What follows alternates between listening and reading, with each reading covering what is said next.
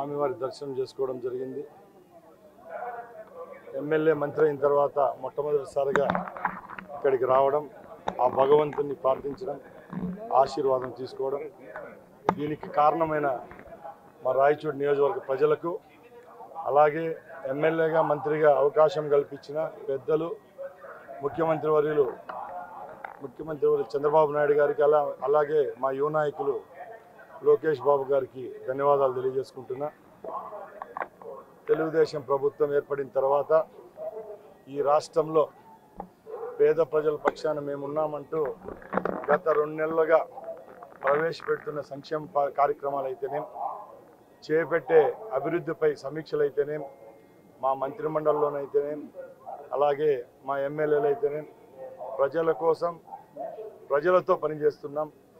ముఖ్యంగా ఈసారి అవకాశం కల్పించిన రాష్ట్ర ప్రజలకు వచ్చే 5 సంవత్సరాల్లో ఏ కష్టాలు లేకుండా అభివృద్ధి పదంలో ఈ రాష్ట్రాన్ని నడిపించేదానికి మా ముఖ్యమంత్రి వర్యులు కంకణబద్ధులై ఉన్నారు.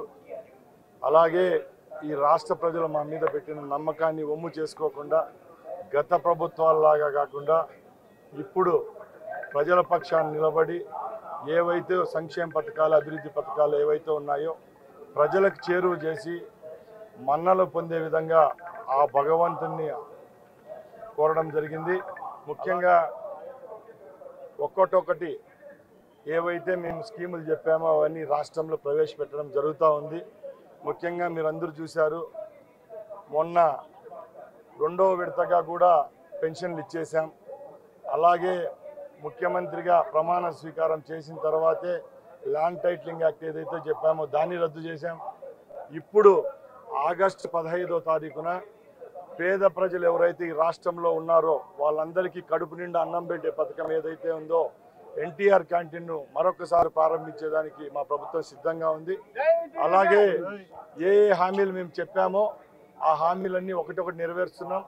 దానిలో భాగంగానే ఈరోజు నేను రవాణా శాఖ మంత్రి రాష్ట్రానికి ముఖ్యంగా ఉచితలకు బస్సు ప్రయాణం అనేది పక్కల రాష్ట్రాలైన తెలంగాణ, తమిళనాడు, కర్ణాటకలో ఇస్తున్నారు ఇప్పుడుండే ప్రభుత్వాలు. మన రాష్ట్రంలో అది ప్రవేశపెట్టే రోజుకి ఎక్కడ 1% కూడా తప్పు జరగకుండా ఆ రాష్ట్రాల్లో పర్యటించి ఏ విధమైన మార్పులు చేర్పులు చేయాలో మా అధికారులు అయితేనే మేమైతే ప్రయత్నిస్తున్నాం. అతి త్వరలోనే ఇంత విజయానికి కారులైన మన రాష్ట్ర మహిళామూర్తులందరికీ ఈ ఉచిత ప్రయాణాన్ని అతి త్వరలోనే ఈ రాష్ట్రంలో తీసుకొస్తున్నాం.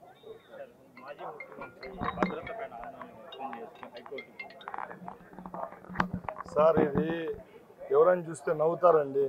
నేను కూడా నిన్న సోషల్ మీడియాలో ఈరోజు చూడడం జరిగింది. 900 మంది భద్రత కావాలని అడుగుతున్నారంట.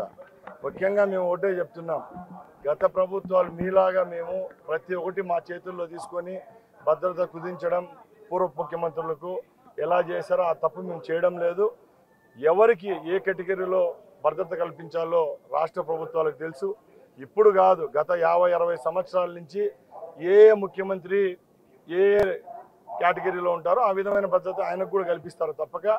దాని విషయంలో మేమైతేనేం మా ప్రభుత్వం అయితేనేం చిన్న చూపు అయితే ఎవరి మీద ఉండదు.